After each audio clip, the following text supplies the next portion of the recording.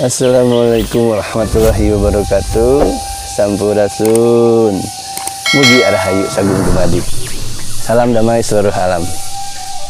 Saudaraku, saudariku, kita berjumpa lagi dengan Raja Rahasia di channel Raja Rahasia, dan ini adalah konten yang keempat, yang bisa jadi adalah konten yang terakhir dari kisah hidup Raja Rahasia mengenal thariqah. Karena di konten ini saya akan menyampaikan thariqahnya apa, saya batakin zikir, bernaung berlabuh di thariqah tersebut. Tentunya teman-teman, saudaraku, saudariku sekalian yang sudah menonton dari awal 1, 2, dan 3 pasti sudah tahu ketika saya menyebutkan beberapa simbol, beberapa tempat, maka akan tahu bahwa itu thariqah apa bagi yang mengetahui. Nah, ini akan saya sampaikan di konten yang ketiga, kisah hidup Raja Rahasia. Ini saya baru sampai di sebuah pesantren Sirna Rasa.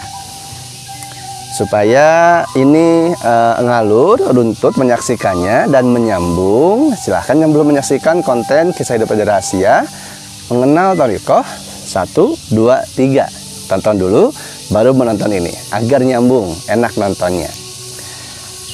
Setiap segala sesuatu, saya meyakini pasti ada manfaatnya jika kita menilai, melihat, dan menerima segala sesuatu dengan penuh rasa syukur. Karena tidak ada yang tidak bermanfaat. Ketika yang maha memberi manfaat menciptakan segala sesuatu, pasti ada manfaatnya. Dan ini saya harapkan juga begitu ketika saya bercerita tentang apa thariqah seorang Raja Rahasia dan apa pengalaman-pengalamannya, yang saya harapkan insya Allah bisa memberikan inspirasi, bisa memberikan juga pengetahuan ataupun sekedar wawasan bahwa ketika kita ingin berlabuh, bernaung kepada suatu hal, apalagi itu bersifatnya ajaran, maka harus berdasarkan rohaniyah, hati sanubari, bukan doktrin dan dogma. Inilah kisah hidup Raja Rahasia mengenal dunia thariqah bagian keempat. Inilah thariqah Raja Rahasia. Selamat menyaksikan. Kehidupan adalah sebuah perjuangan. Kehidupan adalah peperangan. Tapi tujuan kehidupan bukan soal menang atau kalah, bukan juga perkara berhasil atau gagal, tapi mengenai pelajaran yang kita dapatkan dari kehidupan untuk perbaikan diri kita dalam kehidupan. Selamat datang. Ini dia kisah hidup Raja Rahasia.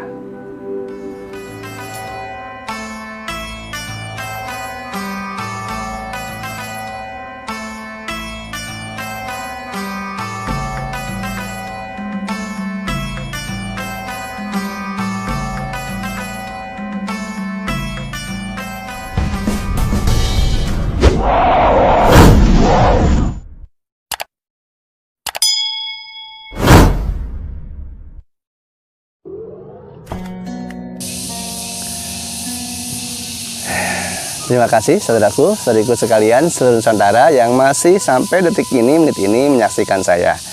Tentunya apapun yang saya sajikan di konten saya, ini adalah berdasarkan pengalaman, pemahaman saya. Di konten yang lalu, saya menyampaikan baru sampai ke tahapan saya sampai di pesantren Sirna Rasa. Dan pengalaman apa saja yang saya rasakan, yang saya alami, baik secara lahir maupun batin di sini, di pesantren Sirna Rasa, ini akan saya jabarkan. Tentunya hanya yang bisa saya sampaikan, karena ada beberapa hal cukup saya simpan secara pribadi, privasi, agar tidak bias semakna, salah paham, ataupun salah arti dan prasangka yang timbul berbagai macam nanti opini yang ada, yang bisa saja itu merusak dari pribadi masing-masing. Karena dicampuri hawa nafsu, emosi, keegoisan, dan lain sebagainya. Yang pasti semoga kita semua dibimbing, terus senantiasa diarahkan untuk menjadi manusia yang lurus, manusia yang istiqamah, manusia yang konsisten.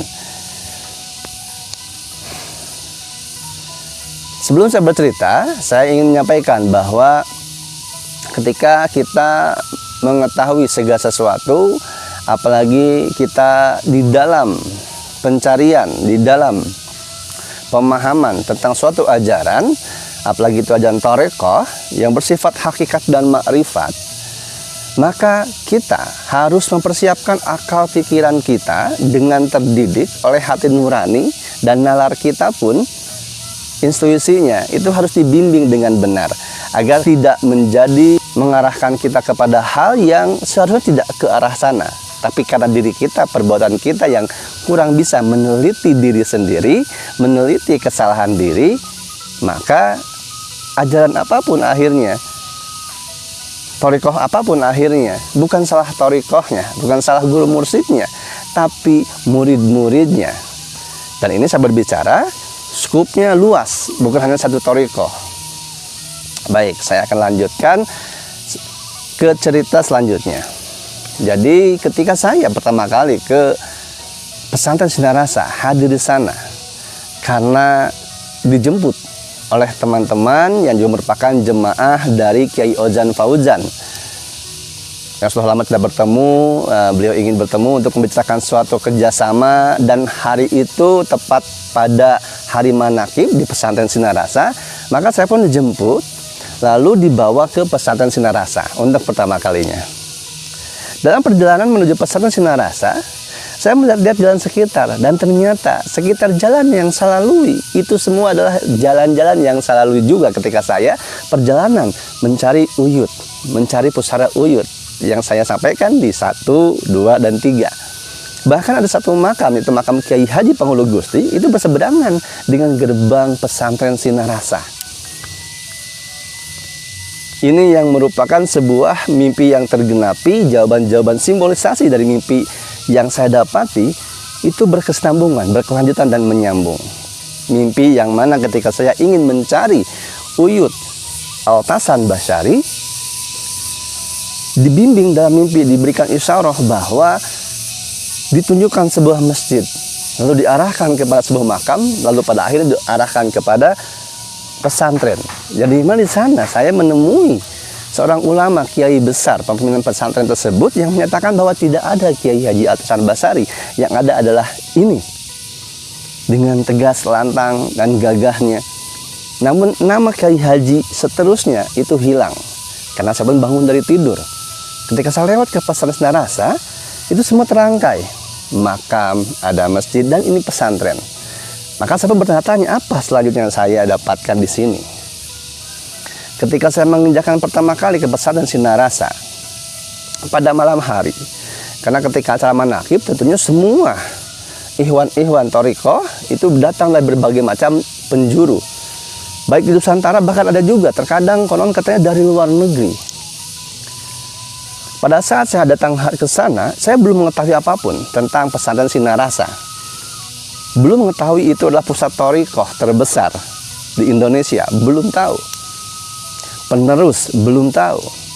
Karena ketika Ustadz Kiai Ozan Fauzan memperkenalkan saya kepada suami cucu pangersa Abah Aos, yaitu Abel, saya tidak diberikan apapun, informasi apapun, apalagi dogma dan doktrin, tidak. Ketika saya datang ke pesantren Sinar Rasa, lalu masuklah ke pesantren, bertemu dengan Kiai Ozan yang luar biasa, penampilannya sudah upgrade ya. Rambutnya tetap panjang ya, tetap bersahaja, tetap ceria, humoris. Beliau ahli ilmu falak juga, ahli perhitungan matematika dalam Al-Quran. Ruas-ruas tubuh beliau hitung, dan itu ada di ayat Al-Quran. Nah, ketika bertemu, kami berjabat tangan, berpelukan, saling bertukar cerita sebentar, sejenak, karena saat itu sudah hampir mau mulai manakib, dan Kiai Ozan juga harus menghadap sohbah ke pangersa Abah. Akhirnya ketika kita akan berpisah, sebelumnya ada dipertemukan dulu saya dengan Abel.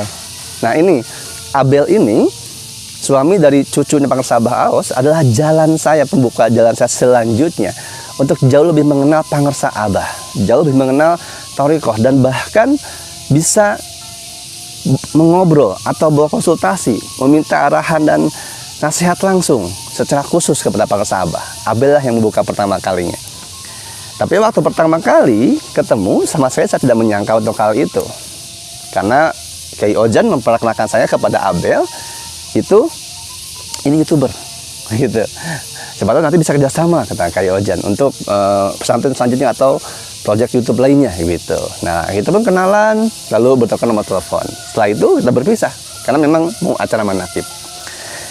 Nah ketika Abel pergi, Kiai Ojan juga pergi, saya di situ melihat sekeliling pesantren tersebut, yang dimana ada masjid, ada madrasah, kobongnya juga di sebelah sana.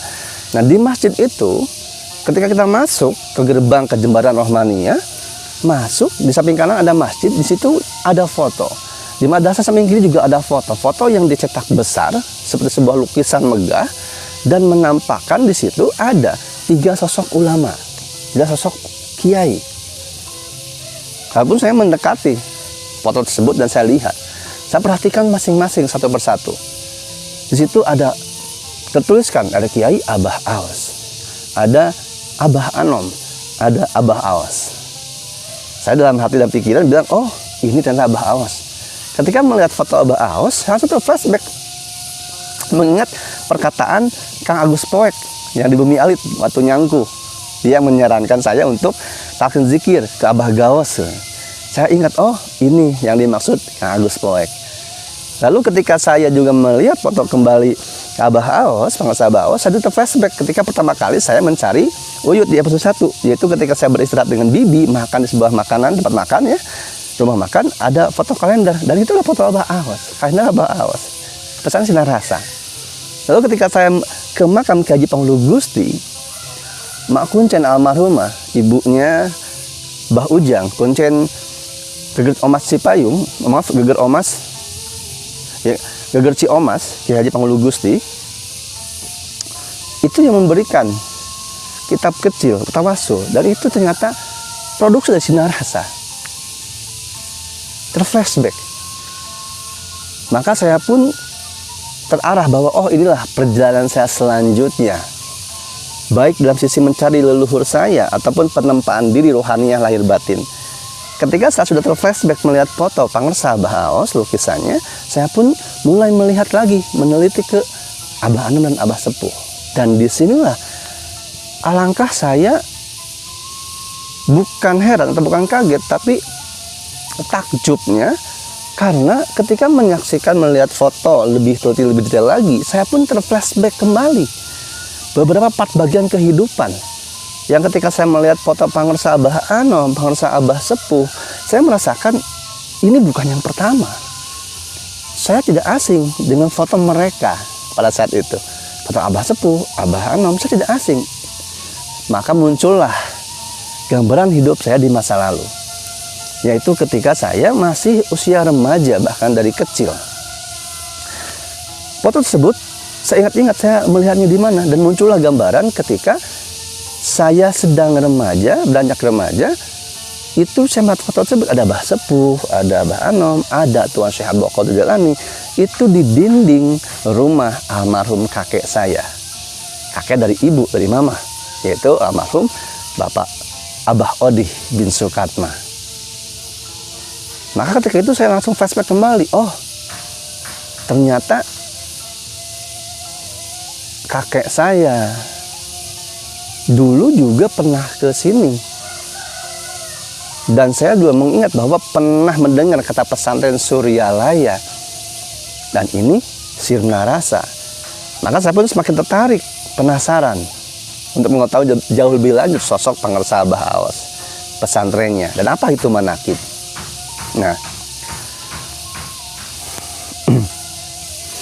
Nah, ketika manakib akan dimulai, sebelum manakiban itu prosesnya panjang. Ada khotaman dulu, manakiban, khidmat ilmiah, ya, dan lain sebagainya. Sebelum mulai itu dilantunkan sebuah sholawat, yang pada saat mendengar sholawat tersebut, ini kejadian berikutnya yang saya secara lahir batin merasakan suatu hal yang terflashback kembali, secara ingatan, memori timbul kembali, secara rasa semakin kuat dan besar. Sebuah sholawat yang sama saya mendengarkan, sebenarnya bukan yang pertama kali, padahal saya baru ke sinar rasa pertama kali itu melihat foto Abah Anom, melihat foto Abah Sepuh, Tuan saya Abdul Qadir, saya merasa tidak asing, saya merasa sudah pernah dan sudah dekat. Ternyata itu ada di dinding rumah almarhum kakek saya, Abah Odih bin Sukatma. Lalu ketika mendengarkan sholawat, kok saya tidak asing. Baru saya ketika itu berkontemplasi kembali ke dalam diri saya, dan ketika itu muncullah sebuah gambaran. Di mana gambaran itu saya melihat almarhum Abah Odih bin Sukatma itu sedang menggendong saya, dan beliau mendawamkan sholawat tersebut. Allahumma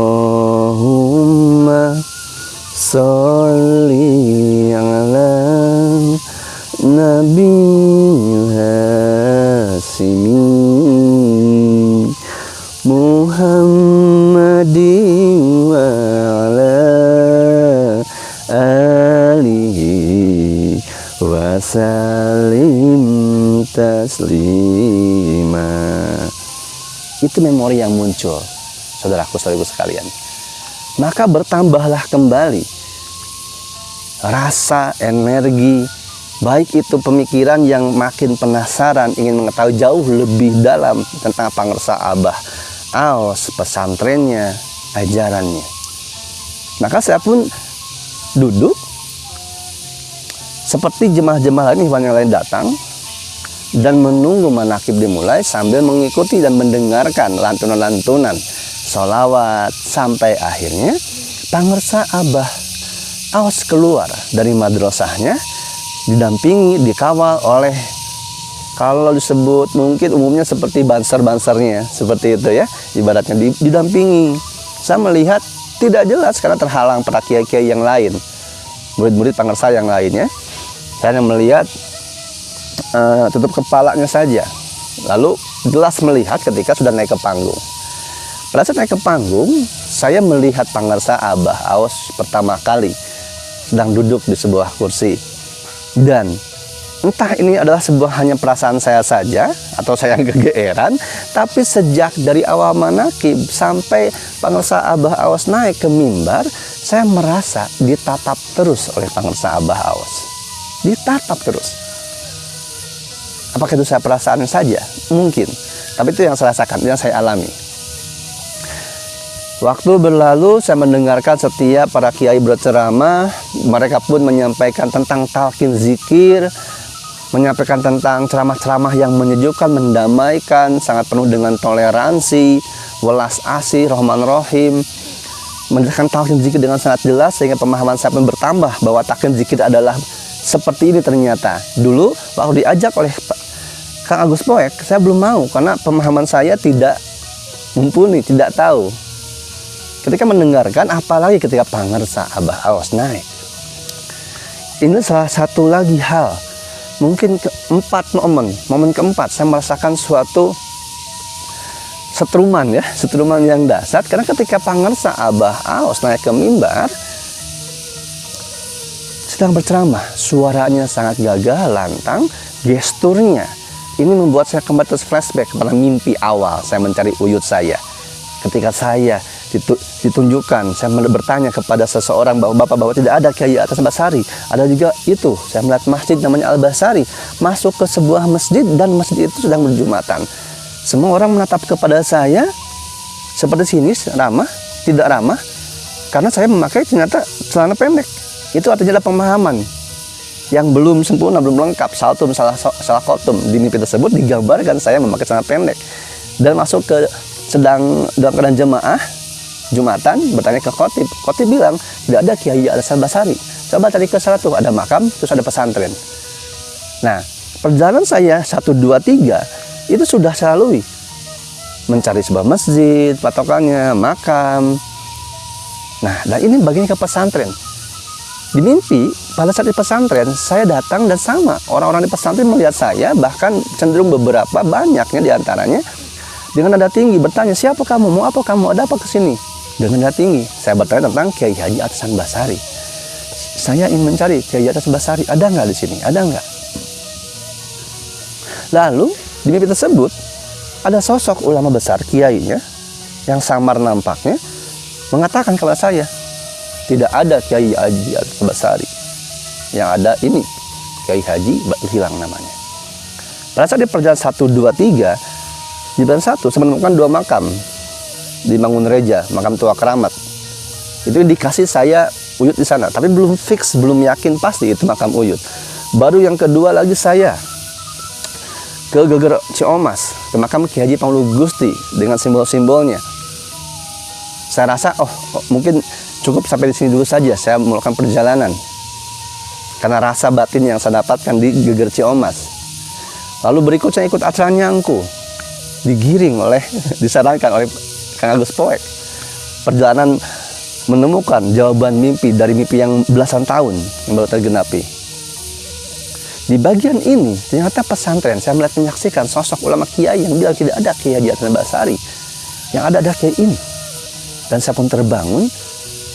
Itu saya melihat sosok Pangersa Abah Aos di hadapan saya sedang berceramah. Gesturnya sama, gerak tubuhnya sama ketika berbicara, sama seperti yang dimimpi.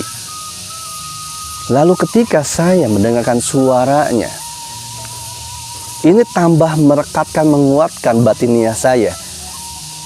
Saya sedari dulu sering mendengarkan suara-suara, mendapatkan arahan suara-suara, bukan di kuping, bukan bisikan, tapi di dalam batin saya.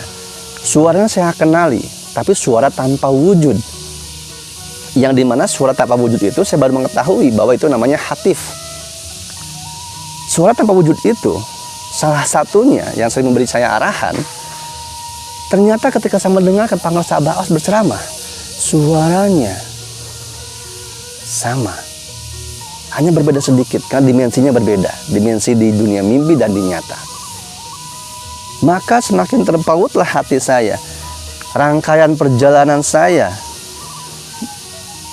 mencari Uyut saya, dan semua terjawab di situ ketika menyaksikan Pangersa Abah Aos. Maka ketika berakhirnya manakib selesai dan di situ diumumkan, diinformasikan bahwa siapa yang belum talqin, yang mau talqin silahkan ke masjid. Maka tidak ada satu lagi apapun yang saya kerjakan, apa yang saya lakukan. Setelah manakib saya langsung berangkat ke masjid. Saya duduk paling depan dan saya menunggu wakil talqin untuk mentalqin zikir jemaah yang hadir. Dan ini perasaan pertama, pengalaman pertama saya bertalqin zikir. Talqin zikir yang diperkenalkan sebenarnya sudah dari awal oleh Kang Agus Poek di Bumi Alit. Nah, sampai di sini saya ingin menyampaikan terlebih dahulu bahwa saya berkhidmat, saya bertalqin zikir, saya bernaung ke Thariqah Pangersa Abah Aos yang ini bernasabnya dari Abah Anom. Itu bukan karena dorongan, bujukan, apalagi doktrin dan dogma seseorang atau manusia, tapi karena desaran jiwa, desiran hati, panggilan batin. Manusia-manusia yang saya temui itu adalah perantara-perantara, pengingat yang dikirimkan Allah Subhanahu wa taala untuk menggiring saya bernaung di Thariqah ini. Nah, di sini saya menyampaikan bahwa ketika siapapun teman-teman saudaraku sekalian mencari guru, baik itu guru mursyid, mencari ajaran, maka yang pertama yang harus dilakukan adalah dengarkan kata hatimu dulu. Ikuti kata hatimu yang baik-baik. Sadari rasamu dengan teliti. Jangan tergiring oleh emosi, apalagi digiring, digembalakan oleh pikiran yang tiada henti, selalu berubah-ubah. Nah, jika tidak saya talqin zikir lah. Pengalaman pertama, perasaan pertama ketika saya bertalqin zikir, ini yang boleh saya sampaikan adalah saya merasa terupgrade. Saya terflashback begitu banyaknya perjalanan kisah hidup saya yang kemungkinan tidak tepat saya jalani. Jadi semisal saya diberikan gambaran bahwa kalau saya tidak begini, maka saya tidak akan begini. Kalau saya begini, saya pasti begini. Itu digambarkan semua. Sehingga beberapa gambaran-gambaran perbuatan saya, sikap, perbuatan, pikiran, ucapan saya yang mengakibatkan apa yang saya alami itu tergambar semua. Maka di situ terkorelasilah menyadari, meneliti diri saya, kesalahan-kesalahan diri. Maka ketika ini pun saya dapatkan dari berbagai macam sumber. Ketika manusia meneliti dirinya, menyadari kesalahan dirinya, mengakui kesalahannya dan tidak berdaya di hadapan Yang Maha Kuasa, maka ketika itu pun dia menyuci dirinya. mencuci dirinya dan menjadi mengangkat dirinya. Maka saya merasakan saya terupgrade. Pengalaman, pemahaman, keilmuan yang dititipkan dari perjalanan saya yang saya dapatkan tergenapi, meningkat, terupgrade, terpenuhi, menguatkan gawe dengan talqin zikir. Karena saya merasakan nikmatnya talqin zikir, teman-teman, saudaraku sekalian. Dan begitu tahu bahwa talqin zikir bisa dibadalkan, artinya kita bisa bertalqin zikir mewakili bapak, almarhum kakek, nenek, uyut, siapapun.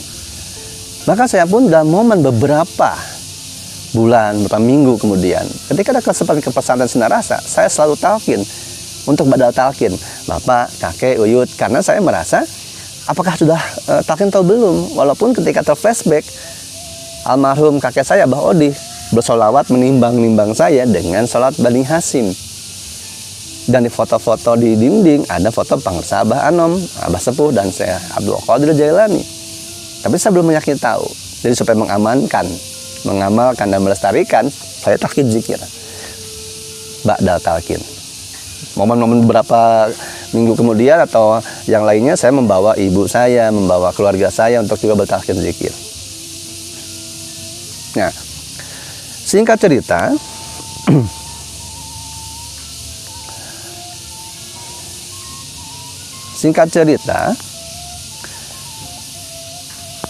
kedekatan saya pun dan mempelajari pengetahuan saya tentang thariqah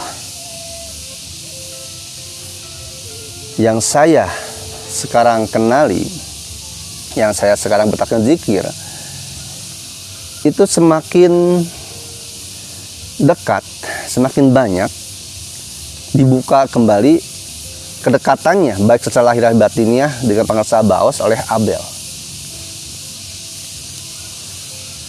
Abel sudah dapat nomor saya WhatsApp. Nah, saya kalau di WhatsApp itu biasa suka mengupload status. Nah, waktu itu saya mengupload video perform saya. Waktu zaman belum pandemi itu, dari waktu perform saya di TV, baik itu on air ataupun off air, acara-acara biasa, di pemerintahan dan sebagainya. Nah, waktu itu saya mengupload waktu saya tampil di konser cintanya Ari Lasso di lagu Hampa. Abel melihat status saya dan dia langsung berkomentar, Ate bisa pantomim? Gitu. Iya Bel, kan emang profesinya pantomimer. Jadi Ate memang guru pantomim, pengajar pantomim. Dulu di SD mengajar ekstrakurikuler, sering berkumpul dengan para seniman teater pantomim juga, gitu kan. Juga salah satu murid dari Septian Dwi Cahyo, Mas Septian Dwi Cahyo. Nah, terus oh gitu, saya pikir YouTuber aja katanya gitu. Karena kan di YouTube beda. Kalau di YouTube tuh menceritakan suara Ratu Kidul, sejarah, Prabu Siliwangi, begitu kata Abel.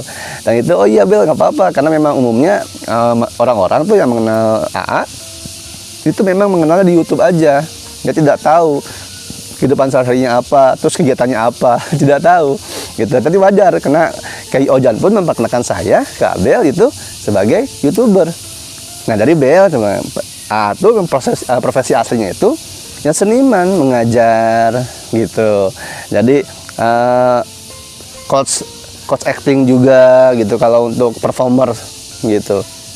Oh gitu iya, tapi karena pandemi kan tidak boleh, harus jaga jarak di rumah saja dan sebagainya. Jadi yang namanya guru seni ketika diberhentikan ya kan tidak boleh ada kontak fisik gitu. Oh gitu ya udah. Ini kebetulan Abel juga lagi mau bikin video klip untuk pangersa Abah gitu. Jadi yang nyanyi itu istri Abel katanya. Oh iya. Terus iya, tadi Abel lagi nyari konsep, kepikiran pas lihat status AA kayaknya pantomim aja dipakai gitu. Nah, baru setelah itu singkat cerita, ini jalan pertama saya bertemu, ngobrol langsung, curhat dengan pangersa Abah yang secara intim, personal, khusus gitu ya. Karena memang kalau sohbah ke Abah ketika manakib itu memang sangat padat ya, tidak bisa waktu cukup, hanya mungkin ketemu, salaman, itu pun ngantrinya luar biasa panjangnya. Jadi ada hari-hari tertentu, hari Abah bisa diketemui sohbah langsung. Nah, jalan pertama itu dengan Abel. Jadi karena video klip dulunya awalnya ya.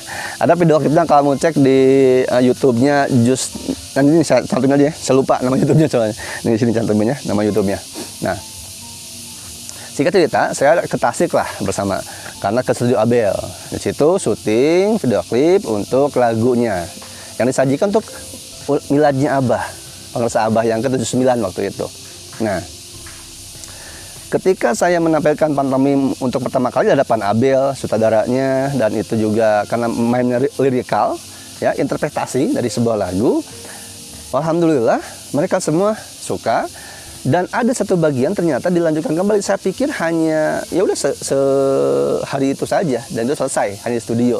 Ternyata dilanjutkan, yaitu ada adegan ambil gambar video di pesantren dan itu di Madrasah Abah. Setelah diizinkan di sana, akhirnya saya ke pesantren dan mendengar itu, karena Abel menyampaikan dulu kepada pengersa Abah bahwa ada pantomim pengisinya. Tanpa saya duga, teman-teman, saudara-saudara, Abah ingin melihat saya berpantomim. Waduh, itu sebuah kehormatan bagi saya, termasuk juga deg-degan, ya, grogi juga. Ya walaupun saya sudah terbiasa tampil, tapi tetap pasti ada rasa grogi, tegang, dan itu bagus untuk dipelihara supaya tidak kita merasa puas atau jumawa dan sebagainya. Singkat cerita, tampillah saya di depan pengersa Abah di madrasahnya di pesantren Sinarasa. Tampillah di sana, selesai tampil, saya ingin mengabadikan momen tersebut, maka saya berfoto dengan Abah.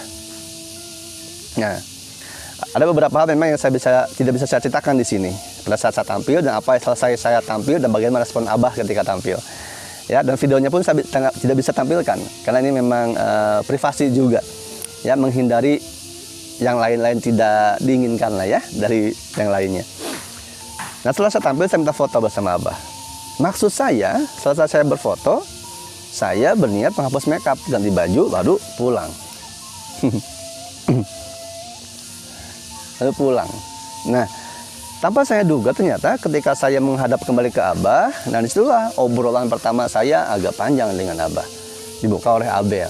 Abel memperkenalkan bahwa ini Reza datang ke pesantren, dikenalkan oleh Kiai Ozan, Ojang Fauzan, gitu. Abah nanya cuma, udah talkin, udah, gitu segala macam. Ini YouTuber, Bah, dia menceritakan soal Ibu Ratu Kidul dan sebagainya. Tapi di dalamnya juga dimuatkan isi ajaran-ajaran yang juga dari Abah juga, gitu. Nah, maka Abah pun di situ menyampaikan kepada saya, oh ya, bagus, sampaikan sebuah kebenaran, katanya gitu, kata Abah. Abah tahu maksud tujuan saya, dan Abah bilang bahwa saya menyampaikan kepada Abah bahwa, Bah, iya kan zaman sekarang itu segala sesuatu disampaikan, mohon maaf, saya bilang, agak susah ketika kita harus melawan arus, agak sulit ketika kita harus menerjang badai, gitu kan, dibanding kalau bahasa kata-kata sajaknya. Jadi saya menyampaikan segala sesuatu inti ajaran dengan bukan maksud untuk meluruskan atau apapun, tapi yang saya rasakan adalah sekarang manusia tuh hobinya suka dengan yang horor-horor, yang mistis-mistis, klinik-klinik. Nah, saya pakai itu dulu sampulnya untuk menyampaikan sisipan-sisipan mutiara-mutiara kehidupan, ajaran-ajaran Allah yang sebenarnya sesungguhnya. Abah setuju di situ. Iya, betul, kata Abah. Karena untuk mencari semut, kata Abah, untuk mencari semut, jangan ngorek-ngorek sarang semutnya. Tapi ambil gula, simpan gula, maka semut akan datang langsung ke gula tersebut. Gitu kata Abah. Itu jangan pertama ke saya, dan Abah bilang teruskan di YouTube, lanjutkan. Itulah saya semakin bertambah keyakinan untuk melanjutkan kembali YouTube. Nah, ini di tahun 2021. Ini tahun 2021. Sebelum saya udah di Sanggar Seni Mas Semanggi sudah ada. Karena ketika saya talqin zikir itu tahun 2020 kalau saya tidak salah. Nah, sohbah pertama di tahun 2021. Itu kalau saya tidak salah ya, lupa saya ingatannya. Tapi perjalanan rangkaian itu dari 2020 sebenarnya. Nah, setelah itu Abah menyampaikan bahwa iya, ini juga sekalian izin, nanti kan ada miladnya Abah 79. Boleh nggak Reza tampil sebagai pantomim? Oh, boleh, silakan, kata Abah gitu. Karena Abah, alhamdulillah ya, yang boleh saya sampaikan adalah Abah juga sangat suka, sangat tertarik dan berkesan di Abah penampilan saya ketika menghadap langsung berpantomim dengan Abah. Nah, singkat cerita, saya mengisilah acara miladnya Abah 79 bersama teman saya berdua supaya bisa lebih enak tektoknya, ada komedinya dengan Mas Arya tuh. ketika di situ saya bertambah kembali pengetahuan tentang pangarsa Abah Aos. Dan dimana ketika milad itu semua adat budaya, kesenian ada di pesantren, bahkan dangdutan pun ada, anak pang juga ada, anak pang yang sudah talkin, anak pang yang wah luar biasa ternyata naik ke panggung dan sebagainya, dan begitu toleransi dan respect dan menyayanginya Abah kepada semuanya.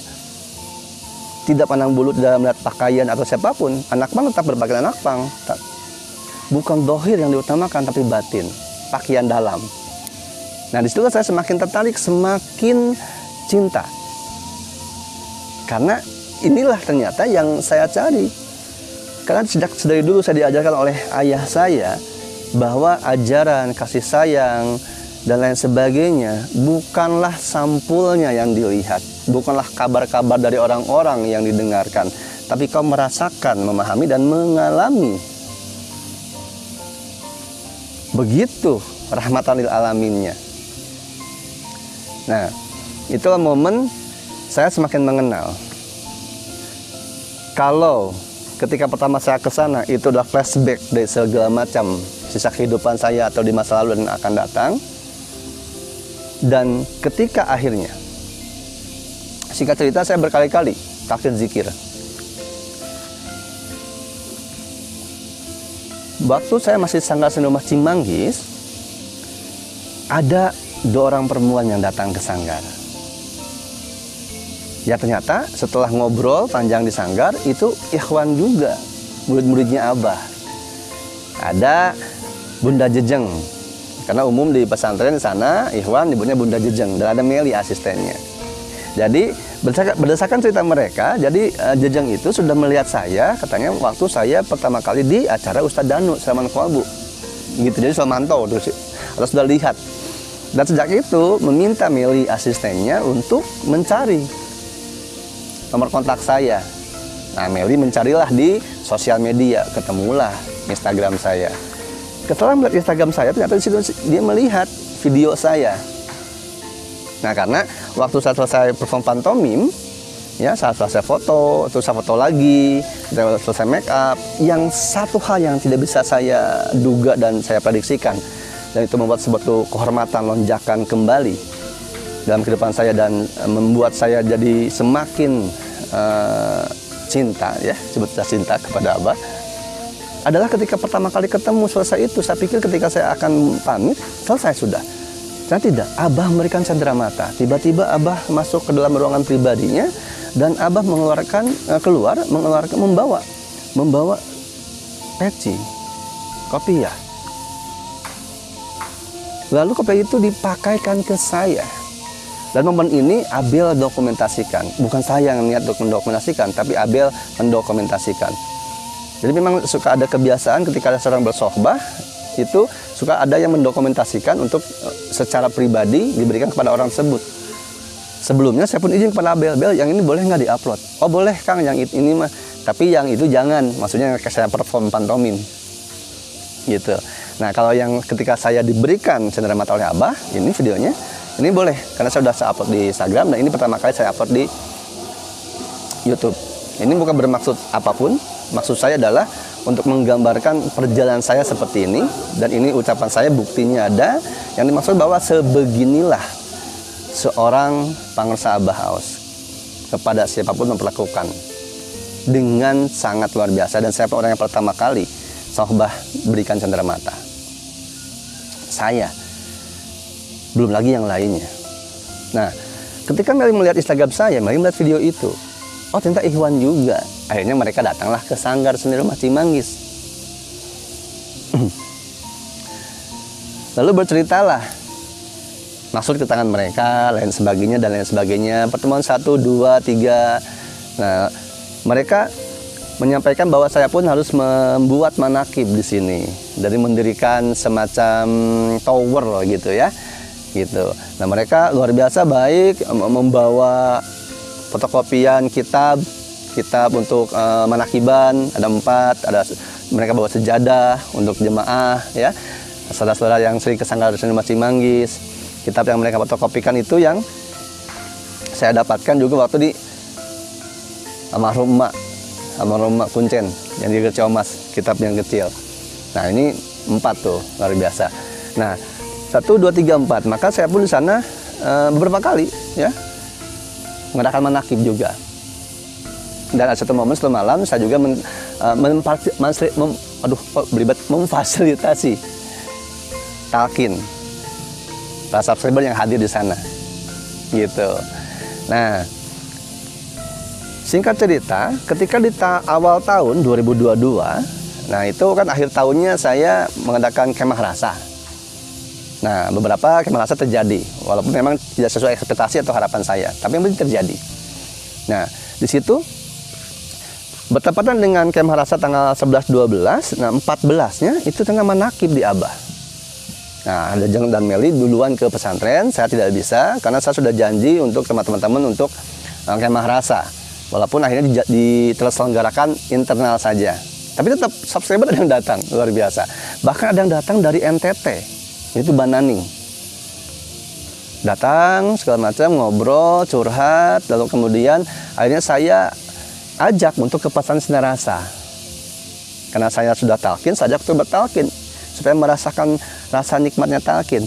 Dan dia pun bersedia karena ada kendaraan juga bersama temannya, lupa namanya yang laki-laki. Saya ajak. Dan kebetulan pas pada saat itu, ya niat awal saya berangkat dengan Teh Riri, dengan Mas Hadi waktu itu, dengan niatnya mau ziarah ke Sang Hyang Cakadewa, terus talqin. Karena ibunya sakit waktu itu, maka tidak bisa datang. Tapi nanti akan menyusul Kang, begitu yang disampaikan. Nah, akhirnya mama saya itu pergi menggunakan kendaraan dari temannya Mbak Naning. Pergilah ke Sinar Rasa. Nah, disitulah momen pertama kalinya juga saya mendapatkan suatu pengetahuan bahwa kita bisa ke ruang talqin itu langsung tidak hanya di masjid talqinnya, tapi ada ruang talqin khusus di atas di madrasah. Itu perantaraan Jeng, ya, Bunda Jeng perantaraan bawa saya ke ruang talqin bersama mama, hanya tidur di sana, menginap di sana, amaliyah di sana. Karena dulu saya biasa saja di emperan, ya, di masjid, depan masjid. Dalam artian di keramik, bukan emperan di pinggir toko, bukan ya, tapi di keramik, kalau macam berbaur bersama orang-orang. Tapi ternyata ada bisa jalan perantara Bunda Jeng untuk ke ruang talqin. Jadi bisa tidur di sana. Maksud tujuannya untuk sohbah ke Abah, yaitu sohbah ke Abah. Saya meminta untuk kepada Abah izin untuk membuat manakiban bersama Bunda Jeng di Sanggar Seni Masih Manggis. Dan Abah waktu itu menyampaikan jig bawa, gitu kata Abah. Nah, namun karena memang saya di Sanggar Seni Masih Manggis tugasnya selesai, teman-teman, tugasnya selesai, jadi tidak berlanjut. Namun itu tidak menutupi, tidak mengurangi rasa terima kasih, rasa hormat dan sebagainya. Karena perantara dari Bunda Jeng juga, setelah sohbah ke Abah, saya juga pertama kalinya dibawa ziarah ke Syekh Tolhah Cirebon. Ya, sebelumnya sih ke ini dulu, ke Pangkal Sabanom, Abah Sepuh. Lalu ke Maisoh, waliyati, wali perempuan di zaman Abah Sepuh. Nah, selesai dari Maisoh, itu karena waktu masih panjang dan kita semangat, akhirnya langsung ke Syekh Tolhah. Sebelumnya ke Sunan Gunung Jati dulu sebelumnya, baru ke Syekh Tolhah, gitu. Nah, singkat cerita, karena kalau diceritakan semua panjang teman-teman ya, ini kesan juga waktunya dulu udah panjang nih, tapi nggak apa-apa kan bagian akhir ya. Jadi singkat cerita, seminggu sebelum Ramadan saya terpanggil kembali untuk, sebenarnya terpanggil rasanya itu sudah lama, waktu saya mencari uyut saya terpanggil hati untuk naik ke puncak Gunung Sawah, Gunung Kerantenan. Nah, ketika seminggu sebelum Ramadan, saya melakukan itu. Saya ke sana, jalurnya itu dari Kang Fajrin. Ya, karena Kang Fajrin waktu di ruang talqin, ketemu, ngobrol, tukar nomor telepon, dan sebagainya. Akhirnya saya mengontak Kang Fajrin, suka WhatsAppan, dan saya bilang akan naik gunung, dia mau nganterin. Ya sudah, ketika saya berangkat, akhirnya saya ke rumah. Awalnya tidak mau ke rumah Kang Yadi awalnya gitu kan, tapi digiring, oh iya ke rumah Kang Yadi karena dekat Maisoh gitu. Ya sudah, akhirnya ke rumah Kang Yadi, buyutnya Kang Yadi itu buyutnya Maisoh. Nah, saya di sana beberapa hari sambil juga saya berkholwat juga di emak, dan beberapa momen saya juga di sana begitulah. Saya tuh orangnya yang ikut hati. Ketika disuruh hujan-hujanan, maka saya hujan-hujanan. Sempat hujan-hujan sama anaknya nih, sama Nazmi. Ini didokumentasikan sama Ikhwan yang datang ke sana, yang sedang ziarah. Di videokan sedikit sih, karena Saya juga nggak lihat video kan, tapi ya udah nggak dikirim. Akhirnya saya ada momen lah ya, ibaratnya berkesan. Yang ternyata Kang Yadi dan istrinya juga adalah subscriber saya, ngefans ke Mang Reja kali gitu. Ya sudah saya datang. Nah, berangkatlah saya ke Gunung Sawah, Gunung Karantenan. Gunung Sawah, Gunung Karantenan, ketika turun, ternyata hari Minggunya saya berangkat dari Bandung tuh hari Rabu. Nah, beberapa hari di Kang Yadi, semalam di Gunung Karantenan, hari Minggunya saya manakib. Mendengarkan ceramah haba dan sebagainya, korelasi dengan apa yang saya dapatkan ketika di Gunung Karantenan, Gunung Sawal. Di Maiso. Lalu setelah itu saya ke petilasan Prabu Sanyan Cakadewa. 2 hari 3 malam di sana. Setelah itu saya whatsappan dengan Mami Fitri. Nah, Mami Fitri saya kenal waktu bikin video klip bersama Abel nih, cucunya. Saya bilang bahwa saya ini harus ingin sohbah sebenarnya ke Abah, menanyakan segala sesuatu hal yang harus saya tanyakan sebenarnya yang saya alami dari kecil. Yang sebenarnya ketika saya ketemu Abah, teman ini yang harus saya tanyakan soal kehidupan saya ke depan gitu. Dan yang saya alami di masa lalu.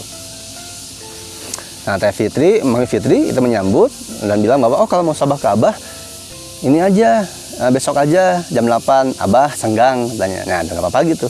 Akhirnya ketika hari Rabu jam 8 pagi, saya langsung meluncur ke Abah. Sohbahlah ke Abah.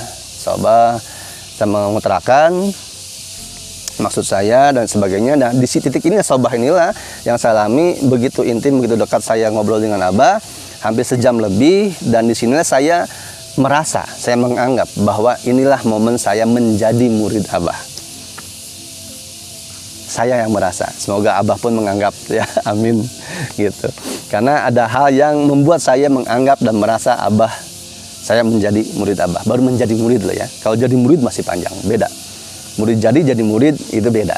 Nah, mungkin suatu ketika saya akan sampaikan ya di konten, karena berbeda panjang. Itulah perjalanan saya mengenal dunia Thariqah. Dan teman-teman, saudaraku sekalian tahu tentunya ya Thariqah apa? Iya, Thariqah Qadariyah Naksabandiyah, Mahad Suryalaya. Nah, itulah ya Mahad Suryalaya. Itulah Thariqahnya. Sudah tahu ya? Itu sudah tahu ya, itu Thariqah Qadariyah Naksabandiyah. Thariqah Qadariyah Naksabandiyah.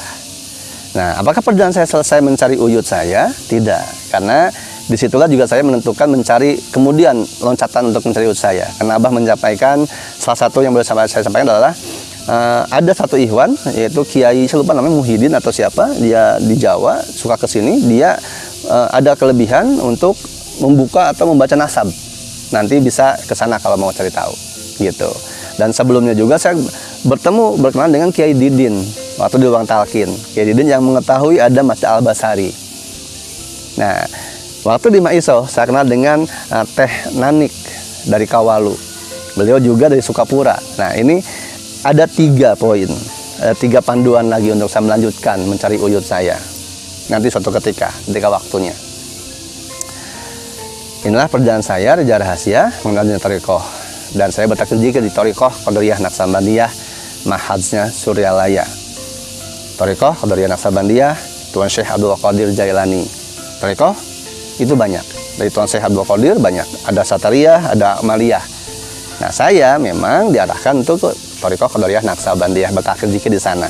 Thariqah yang Mahadz Suryalaya, dari nasabnya itu dari Pangersa Abah Aos, Abah Hanom ke atasnya, Abah Sepuh, Setoha, Abah Khalid Sambasi, lanjut lagi ke Imam Robani, dari Imam Robani ke Sahabaudin Anak Sabandi, Sahabaudin Anak Sabandi, lanjut lagi ke Abi Yadil Bustami, lanjut lagi ke Yusuful Hamdani, Syekh Yusuf Hamdani ya, lanjut lagi ke Syekh Ja'far Shadiq, lanjut ke Syekh Hasan Basri, lanjut ke Habibul Jami, terus lagi ke lanjut ke Syekh Syiri Sakti, Ma'ruful Karki, Abdul Qasim Junaidy Baghdadi, lanjut baru ke Tuan Syekh Abdul Qadir Jailani, sampai ke Khulafaur Rasyidin, sampai ke Rasulullah, sampai ke Jibril, insya Allah.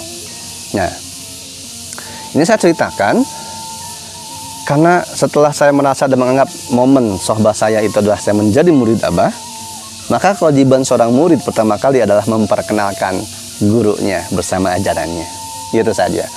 Tapi di perjalanan saya ini semoga diambil hikmahnya, bahwa saya pun masuk ke Thariqah, bertalqin zikir atas dorongan hati nurani,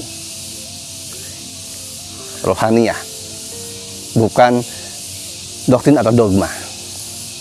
Dan saya betul terflashback banyak. Dari hati saya mengatakan dan terflashback bahwa ternyata kakek saya pun dulu ke Abah Anom. Dan Bani Hasyim, sholawat Bani Hasyim sudah saya dengarkan dari balita. Dan kakek saya, almarhum Abah Odi bin Sukatma, itu yang mengajarkan saya tanpa menggurui. Dia mencontohkan yang setelah saya manakib berkali-kali membaca manakib pada situ tanbih, isi tanbih diterapkan oleh almarhum Abah Odi, dan itu saya dicontohkan oleh beliau seperti itu. Lalu ajaran-ajaran yang beliau sempat obrolkan ke saya, Abah Odi bin Sukatma almarhum, itu ternyata bersumber dari Abah Anom. Salah satunya beliau pernah menyampaikan kepada tentang sayap angin, rawa rontek, nampak sancan dan sebagainya. Isi tanbih semuanya itu dan lain sebagainya, ajaran-ajaran yang disampaikan oleh Abah itu berkorelasi dan tidak kontradiksi dengan ajaran kesundaan, justru melengkapi, menggenapi. Itu yang saya dapatkan ketika saya dari Gunung Kerantenan turun gunung manakib ke Prabu Cakadewa. Saya dapatkan semua ajaran itu ternyata berkorelasi seperti itu. Jadi akhirnya saya memiliki pemahaman bahwa apapun ajarannya, apapun pemahamannya, ataupun jalan, bisa disebut saya thariqahnya, itu bisa diumpamakan seperti perahu yang berlayar di samudra lepas. Semuanya perahu ada nahkodanya. Maksud berlayar ke samudra lepas untuk mencari mutiara di dalam dasar lautan yang terdalam. Setiap orang berhak menentukan masuk ke pesawat atau perahu yang mana dan memilih nahkoda yang mana. Tetapi tetap ketika ingin mencari, mengambil mutiara yang terdalam, dia harus berenang, nyemplung, merasakan, mengalami, menyelam ke dasar lautan, menemukan karangnya, membuka karangnya, lalu mengambil mutiaranya. Maka pentingnya mencari guru mursyid adalah untuk membimbing, mengarahkan. Ketika kita tidak tahu arah, bingung menentukan keputusan, kita ditegaskan, kita disarankan, kita dikokohkan, dikuatkan oleh guru mursyid. Setelah guru mursyid mengarah, membimbing, maka temui guru sejatimu, akan lebih mudah guru mursyidmu di dalam dirimu, dalam batinmu sendiri. Karena bagi saya pribadi, guru mursyid itu juga semua orang sudah memahami mungkinnya soal guru ya. Guru itu ada 3. Ada guru tangtu, ada guru bantu, ada guru mursyid. Guru tangtu adalah orang tua kita yang mengajarkan berbicara, makan dan sebagainya, jalan. Guru bantu itu bisa teman, saudara, bisa guru di sekolahan, ataupun pengalaman, baik pengalaman pahit, buruk, nestapa, sengsara, dikhianati, tinggalkan. Itu guru bantu. Nah, yang ketiga guru mursyid. Ada guru mursyid lahir, ada guru mursyid batin.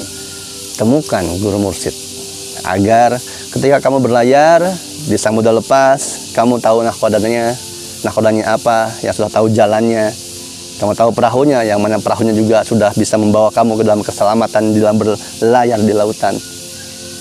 Memang bisa kita berlayar dengan menggunakan kayak ya, perahu kayak atau bagan, rakit sendiri bisa saja, dan itu tidak menjadi persoalan. Yang terpenting apapun ajaran, thariqah, pemahaman, pengalaman, yang diutamakan adalah inputnya itu kebenaran, outputnya adalah kebaikan. Maka marilah berlomba-lomba dalam kebaikan. Jangan saling beradu dalam kebenaran, apalagi merasa paling tinggi ilmunya, paling benar, paling pintar, merasa paling terhormat dan lain sebagainya. Karena kedudukan semua manusia di mata Allah itu sama, yang dilihat bukan hanya dari ibadahnya saja, ibadah lahir dan lain sebagainya. Kebaikan yang diutamakan. Sama seperti koki, bukan sama-sama membenarkan yang mana dapur yang paling benar, masaknya pakai apa, tapi makanannya seenak apa, sajiannya. Nah, semoga ini bisa diambil manfaatnya dan kita semua berada pada naungan, perlindungan dan arahan jalan yang ditentukan untuk menggiring ruh kita. Karena jasad ini, raga ini adalah cangkang, bajunya. Ya, ruh kita yang ada dalam diri kita itu adalah diri kitanya. Maka kenakan ruh kita kepada Tuhannya. Ini sudah sejam mungkin ya, tapi nggak apa-apa. Saya fullin aja karena ini bagian terakhir. Yang pasti yang saya harapkan, karena ini pun di penghujung Ramadan ya, ketika ini ditayangkan, ini di penghujung Ramadan, maka mari bisa tolong aminkan doa saya pun ingin mendoakan bahwa supaya kita semua terjadi persatuan dan kesatuan, tidak terberai, tidak berpecah belah, baik itu di masyarakatnya, secara kenegaraannya, kebangsaannya, maupun secara pribadinya. Mari kita doa semuanya. Asyhadu an la ilaha binakum ladzi naditu minhum wa wallahu qadir wallahu ghafurur rahim. Rabbi in zalamtu nafsi faghfir li dzanbi la ilaha illa anta subhanaka inni kuntu minadz zalimin. Dan mari kita berdoa aminkan untuk supaya kita bisa berserah diri totalitas sepenuhnya, agar dibimbing dengan suara hati, suara yang sejati, guru yang sejati dalam diri kita. Berserah total kepada Allah SWT, kepada Tuhan semesta alam, pencipta alam semesta. Orang Sunda nyebutnya Sang Hyang Taya. Mari kita doa. Allahumma sohan wahan bahan hamim lan sodun ajarmi baina ajim saudan nam qafin sadam faqitan fa lan yusudun kafha ya ain sodah hamim ain sin qaf la sudan lan yundifun ya rabbi ya rabbul haula wala quwata illa billahi al-aliyyil azim. Dan ini masih masa pandemi yang berlanjut. Mari kita berdoa untuk supaya kita disehatkan lahir batin dari segala macam penyakit apapun. Bismillahirrahmanirrahim. Bismillahirrahmanirrahim. Bismillahirrahmanirrahim. Bismillahirrahmanirrahim. Semoga kita semua juga diberikan profesi yang barokah dan mendapatkan ridho dari Allah SWT. Rabbana zidna munzalan mubaraka wa anta khairul munzilin. Rabbana zidna munzalan mubaraka wa anta khairul munzilin. Rabbana zidna munzalan mubaraka wa anta khairul munzilin. Dan semoga kita semua selalu berada pada naungan hidayah, dan bagi yang belum mendapatkan hidayah dibukakan pintu hidayahnya. Rabbana iftah baina wa baina qaumina bil haqqi wa anta khairul fatihin. Rabbana iftah baina wa baina qaumina bil haqqi wa anta khairul fatihin. Rabbana iftah baina wa baina qaumina bil haqqi wa anta khairul fatihin. Dan segala sesuatu apapun yang menimpa kehidupan kita berjalan di dalamnya dengan segala ujian terpaan cobaannya, semoga kita ditambahkan kesabaran dan tetap teguhkan hati iman kita untuk bisa tetap berjalan pada jalan yang lurus. Jadi kita lurus, konsisten, dan kita tidak tergoda, tidak terbujuk oleh emosi, tidak terbujuk oleh hawa nafsu dan setan yang menyesatkan, dan tidak terkecoh juga, terhalau, tergoda oleh para orang-orang yang setelah diberikan kebenaran mereka berpaling, bahkan mereka tidak mempercayai, dan keberpalingan mereka sudah berjambang batas. Semoga kita dikuatkan dan diberikan kesabaran. Allahumma aghfir alaina sabra wa tsabbit aqdamana wansurna 'alal qaumil kafirin. Allahumma aghfir alaina sabra wa tsabbit aqdamana wansurna 'alal qaumil kafirin. Allahumma aghfir alaina sabra wa tsabbit aqdamana. Bagi yang lagi sedang sakit dan sebagainya, semoga dikabulkan juga hajatnya dan sebagainya. Dan semoga kita dilindungi dari berbagai macam penyakit, baik itu virus atau apapun itu, baik virus yang diciptakan oleh manusia yang bertanggung jawab atau virus-virus alamiah yang kita tidak bisa mengetahuinya. Allah menya'udika min syarri nafsi wa min syarri kulli dzabatin anta akhidun bi nasyatiha inna rabbi 'ala siratil mustaqim. Semoga kita dilindungi oleh Allah SWT. Mohon maaf kalau dari doa-doa yang saya laksanakan itu ada kesalahan. Mari kita bersama bersatu menurunkan ego dan menaikkan dan memaklumi orang. Semoga kita bisa bertemu lagi di konten yang lainnya. Inilah konten terakhir untuk Hidup Rahasia melalui Thariqah. Dan kedepannya saya tidak tahu akan membuat konten apa. Mengikuti kata hati saja, mengikuti arahan saja. Kalau saya sudah 4 episode ini menceritakan pengalaman pribadi, mungkin kedepannya kita bisa bercerita pengalaman pribadi teman-teman, saudaraku sekalian semua, ya. Saya membuka, bisa saja saya membuka. Silakan datang ke saya, mari mengobrol, mari curhat, ya. Kita kontenkan. Kenapa kan dikontenkan? Supaya dari cerita inspirasi yang kita alami, kegigihan bangun bangkit kita bisa menginspirasi orang lain. Itu pengalaman saya dari sangat tinggi masih nangis ketika banyak orang yang datang, subscriber, curhat segala macam. Banyak yang bisa diambil dari kisah hidup mereka yang bisa membangkitkan semangat orang yang menyaksikan. Agar apa? Agar ketika susah tidak merasa susah sendirian.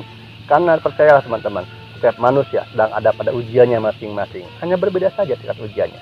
Jadi tidak ada manusia yang baik-baik saja. Dan tidak baik-baik saja itu baik. Semoga ini bermanfaat bagi yang mencari kebermanfaatan. Karena pasti akan bermanfaat jika sesuatu semua orang menerima dengan syukur yang terjadi. Ini udah kepanjangan juga ya. Sampai ketemu lagi. Saja rahasia, rahmat berkah melimpah untuk kita semua. Semoga kita semua di sini senang, di sana senang, di mana-mana hatinya senang. Sampai ketemu dengan Saja rahasia. Wassalamualaikum warahmatullahi wabarakatuh. Salam damai seluruh alam.